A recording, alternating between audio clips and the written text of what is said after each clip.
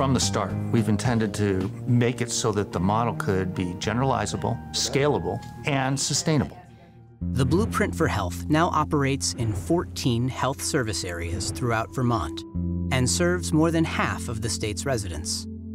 The real challenge was design principles and resources that would let these very different settings build the models that they need to help their patients and their citizens and their families. And that's really what we've seen flourish actually around the state in many different settings.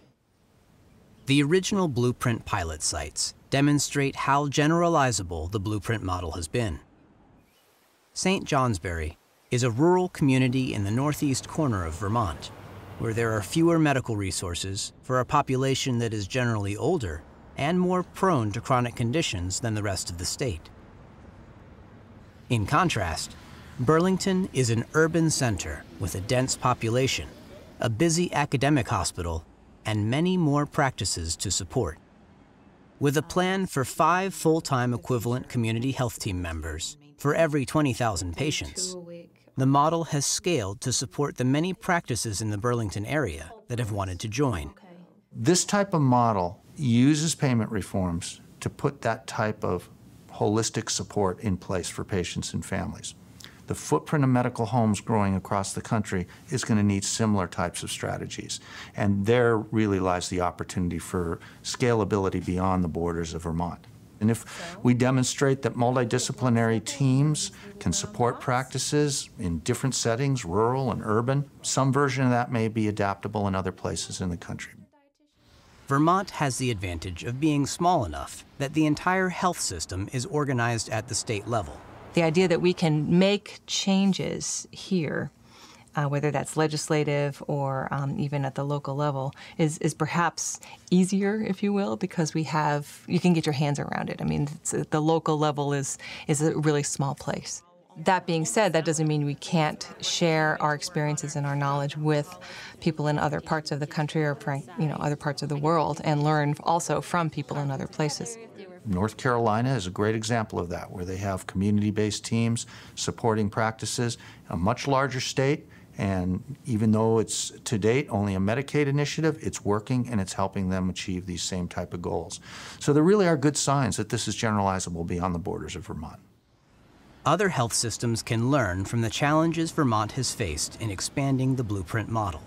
I think that behavior change on any level, whether that's an individual or a system behavior change, is a complex and difficult thing to achieve. So when we first start talking to practices, they very often have absolutely no idea what we're talking about. It is a paradigm shift. So it's a long kind of courtship around really explaining it to them, helping them understand that we aren't imposing protocols or people on them, that this is a partnership.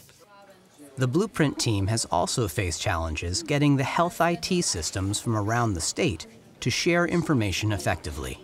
It happens that the ability of electronic medical records to talk to a health information exchange and the complexities of writing interfaces for all of the Blueprint practices has been something that we are working on very hard to make happen.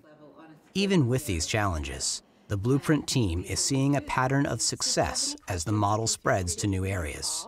We can point to places like St. Johnsbury and Burlington where really they're on the other side of that now. I mean, they really feel like this was a lot of work, and it's still a lot of work, but it's absolutely worth it because we know we're doing a better job and we know people are receiving better care. They're talking about solutions. They're talking about how they're going to help families as opposed to the problems and the barriers that were there in the beginning. And we're seeing that cultural and that social change in both the rural settings across Vermont and in the more urban settings in Vermont. And we're seeing it sprout up in the newer communities as well as the more established communities. As the model spreads to more practices and covers more patients, the Blueprint team is working to ensure that the program is truly sustainable. One of the primary and most important aspects for sustainability is to show that we can help control the growth in healthcare costs and that the investments in this healthcare model are offset. And the most likely offsets are going to be reductions in hospital admissions and emergency room visits. People actually come to the ER less because they're in medical homes and they're getting the care they need. They actually call less, the phone rings less. We're saving lots of money by keeping people healthier. in St. Johnsbury and in Burlington, and a couple of the practices that were involved since 2008, we can already demonstrate that the number of people who actually went to the emergency room and the number of hospital admissions have decreased in both places, and the patients who were part of those patient-centered medical homes. Blueprint for Health is leading an innovative statewide transformation of health services. It provides a model for other communities to study as they consider their own reforms. As adoption continues to grow, Vermont will provide a wealth of information on how to effect comprehensive healthcare reform.